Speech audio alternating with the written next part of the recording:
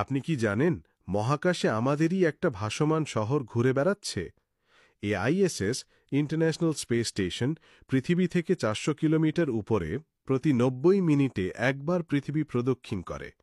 এর গতি প্রতি ঘণ্টায় প্রায় ২৮,০০০ কিলোমিটার। তাই সেখানে আপনি দিনে ১৬ বার সূর্যোদয় আর ১৬ বার সূর্যাস্ত দেখতে পাবেন।